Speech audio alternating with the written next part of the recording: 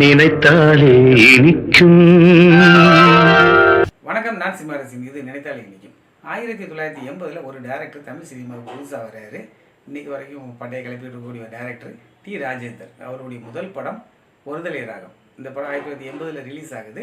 பாடல்கள் இசை மட்டும் அப்படின்னு சொல்லி தான் அவருடைய பேர் போடுவாங்க. அப்புறம் பின்னணி இசை ஏ ராஜின்னு ஒருத்தருடைய பேரை போட்டிருப்பாங்க. ஒளிப்பதிவு வந்து ராபர்ட் ராஜசேகர் இரட்டையர்கள் அவங்க பண்ணியிருப்பாங்க.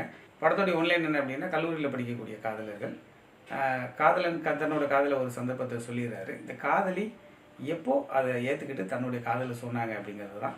அதை நல்ல எமோஷ்னலாக, அப்புறம் இளைஞர்களுக்கு பிடிச்ச மாதிரி ஜாலியான விஷயங்களெல்லாம் வச்சு ரொம்பவே அருமையாக சொல்லியிருப்பார் டைரக்டர் EM இப்ராஹிம் தான் அந்த படத்துடைய டைரக்டர். அந்த 80 காலகட்டத்தில் காதல் எப்படி இருந்தது, ஊர்லேயே எப்படி இருந்தது, சினிமாவில் எப்படி இருந்தது அப்படிங்கிறதெல்லாம் அந்த படம் பார்த்து நல்லாவே தெரிஞ்சுக்கலாம்.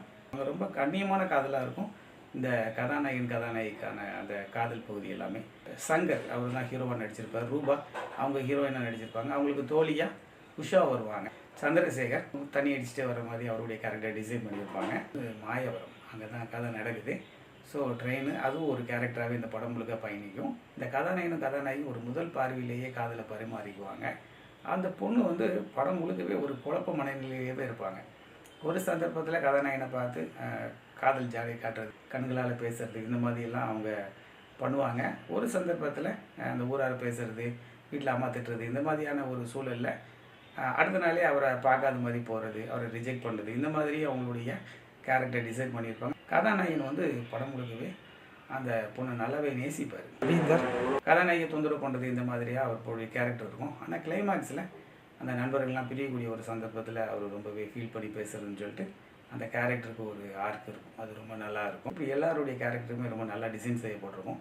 கதாநாயகிக்கு ஒரு தங்கச்சி, ஒரு அம்மா வருவாங்க. அவங்களுக்கு சாப்பாடு வச்சுட்டு அம்மா பேசுறது, அந்த முதல் வீடு காலியாக இருந்தது, எங்கள் ஆள் வந்துட்டாங்களான்னு கேட்குறது, ஒரு ஸ்லேடையான பேச்சு. அந்த பொண்ணு யாரோ ஒரு பையனை ட்ரெயினில் பார்க்குறாங்க, பேசுகிறாங்க அப்படிங்கிறது அவங்க கேள்விப்பட்டு அவங்க பேசக்கூடிய ஒரு வசனம், அது ரொம்ப நல்லாயிருக்கும். அதே போல் அந்த கதாநாயகி அப்படி பூவை வீசி எறிவாங்க, அந்த நேரத்தில் கதாநாயகன் பேசுகிறது, அந்த ஒரு வசனம் இருக்கும். அது ரொம்ப நல்லாயிருக்கும். லைப்ரரியில் இந்த புத்தகத்தை எத்தனை முறை புரட்டி பார்த்தாலும் ஒன்றுமே புரிய மாட்டேங்குன்னு சொல்லிட்டு கதாநாயகன் பேசுகிறதுன்னு சொல்லிட்டு வசனங்கள் ரொம்ப நல்லாயிருக்கும். முதல் ஜாலியான பாட்டு மன்மதன் ரசிக்கணும் அப்படிங்கிற பாட்டு ஜாலி அபிரகாம் பாடியிருப்பார். அப்புறமா மலேசியா வாசனோட ஒரு ஜாலியான ஒரு பாட்டு கூடையில் கருவாடு, அந்த பாட்டு ரொம்ப நல்லாயிருக்கும். அப்புறம் வாசம் இல்லாமல் இது SPB பாட்டு. அப்புறம் இது குழந்தை பாடும் தாளாட்டு SPBக்கு. ஜெயச்சந்திரனுக்கு ஒரு பாட்டு, கடவுள் வாழும் கோயிலிலே கற்பூர தீபம், அந்த பாட்டு ரொம்ப சூப்பராக இருக்கும். TMS உடைய இன்னொரு பாட்டு, நான் ஒரு ராசி இல்லா ராஜா, சோக பாட்டு. அப்புறம் கிளைமேக்ஸில் என் கதை முடியும் நேரம் இதுன்னு அவருக்கு 2 பாட்டு. இப்படி எல்லாருமே இந்த படத்தில் பாடல்கள் சிறப்பாக பாடியிருப்பாங்க. இந்த படத்தில் உள்ள பாடல்கள் எல்லாம் அந்த 80லேருந்து இன்றைக்கு வரைக்குமே ஒரு ஹிட் சாங்ஸாகவே இருக்குது. 80-90 காலகட்டங்களில் ஆடியோ கேசட்லாம் பயங்கரமாக சேல் ஆகும். இந்த படத்துடைய கிளைமேக்ஸ் வந்து நம்மளை உலுக்கி போட்டோம். ரொம்ப ரசித்த படம் இது. எனக்கு சின்ன வயசில் அந்த படம் பார்க்கல, இப்போ சமீப காலமாக தான் நான் பல முறை பார்த்துருக்கேன். நீங்கள் இந்த படம் பார்த்துருந்தீங்கன்னா கமெண்ட்டில் பதிவு செய்யுங்க. அண்ட் மீண்டும் சந்திப்போம். இந்த செல் பிடிச்சிருந்தா லைக் பண்ணுங்கள், கமெண்ட் பண்ணுங்கள், ஷேர் பண்ணுங்கள். நன்றி.